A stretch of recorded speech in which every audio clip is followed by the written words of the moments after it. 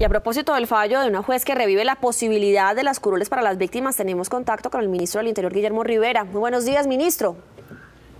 Buenos días, Catalina, ¿cómo está usted? Ministro, muy buenos días. Quisiéramos comenzar por preguntarle, este fallo de tutela aquí en Bogotá, ¿le ordena exactamente al Congreso qué? Buenos días, Juan Diego. Lo que ocurrió fue que una víctima presentó una acción de tutela y en el marco del conocimiento de ese proceso, la juez decretó unas medidas provisionales que consisten en ordenarle al presidente del Senado remitir el texto del proyecto de reforma constitucional a la Presidencia de la República para que se publique y entre en vigencia. Aún no hay un fallo de fondo. Lo que ha buscado la víctima del conflicto es que se ampare su derecho fundamental a ser elegido bajo el entendido o bajo la premisa de que el proyecto alcanzó los votos suficientes para ser aprobado en el Senado de la República.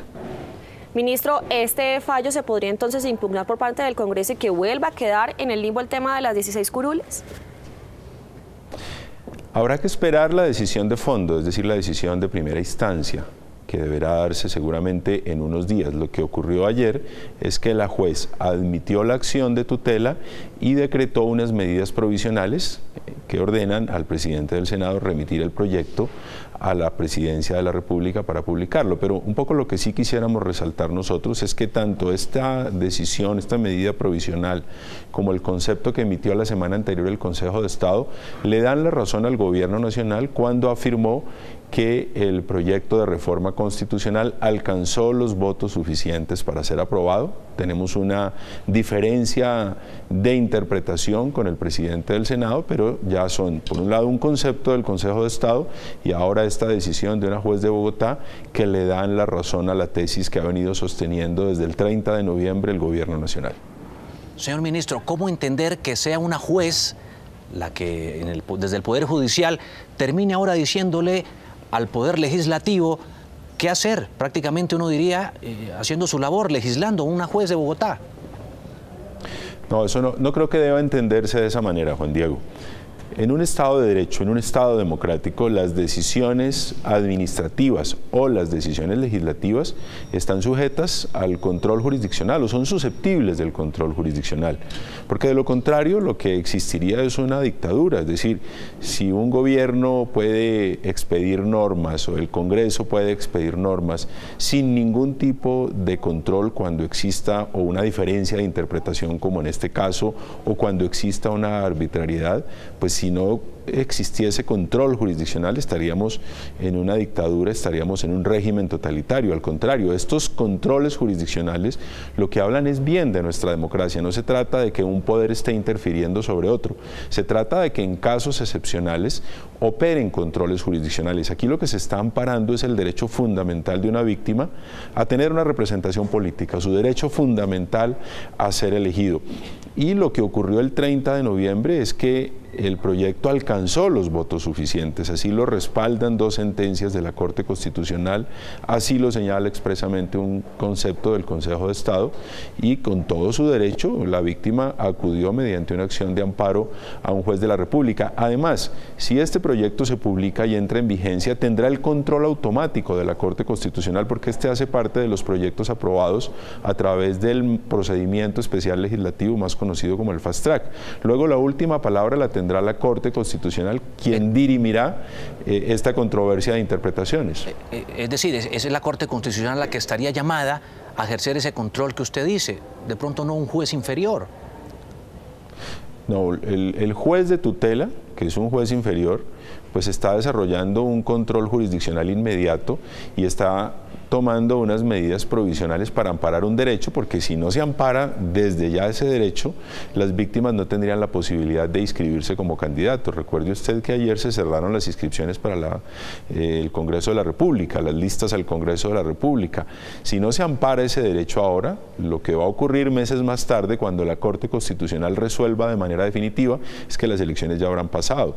Luego es perfectamente viable este control jurisdiccional que está ejerciendo un juez y la decisión definitiva, la que dirimirá la controversia de interpretaciones para establecer en qué momento se puede hablar de que si hay o no mayorías para la aprobación de una reforma constitucional, será la Corte Constitucional. Ministro, ayer, como usted lo decía, se cerró el plazo de estas inscripciones para esas elecciones. ¿Qué va a pasar en este trámite que es provisional mientras se toma esta decisión de fondo? ¿Cuál es el trámite a seguir entonces para quienes se quieran inscribir?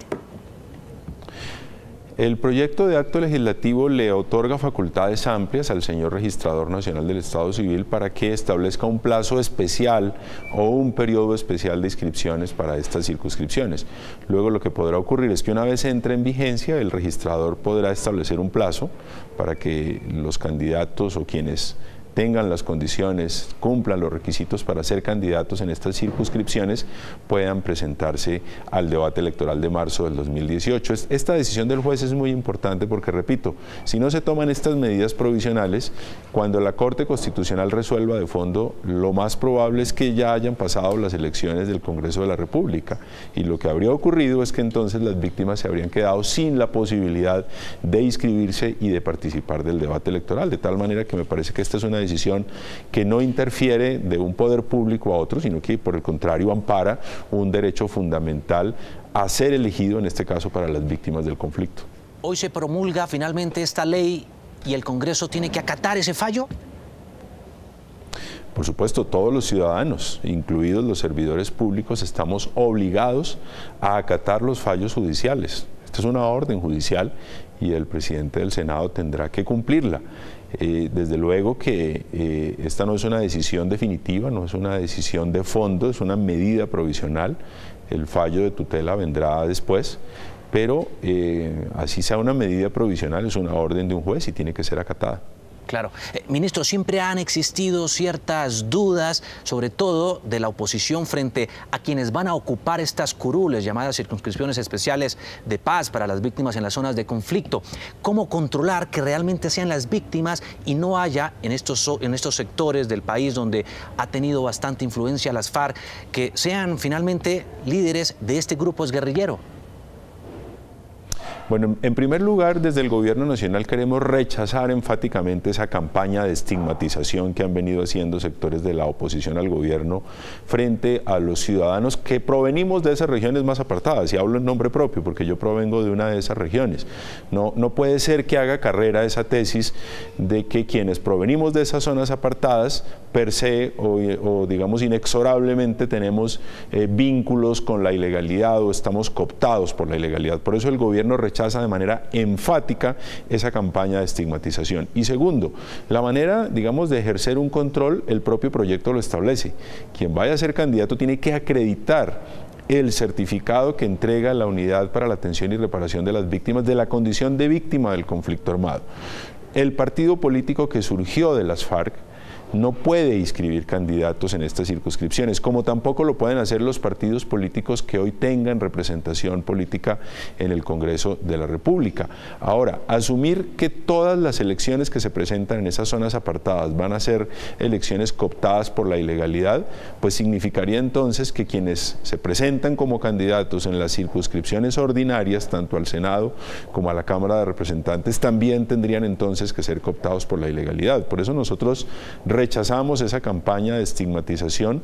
Nos parece que estas zonas, en la medida en que han sido duramente golpeadas por el conflicto armado, que hay además una cantidad importante de víctimas del conflicto armado, requieren más representación política. Es justo que tengan más representación política y justamente por esa razón el acuerdo de paz incluyó estas 16 circunscripciones que hemos intentado desarrollar a través de esta reforma constitucional, que tanto un concepto del Consejo de Estado y ahora unas medidas provisionales de un juez de la República están señalando que efectivamente el Congreso de la República las aprobó, que su deliberación obtuvo los votos suficientes el pasado 30 de noviembre.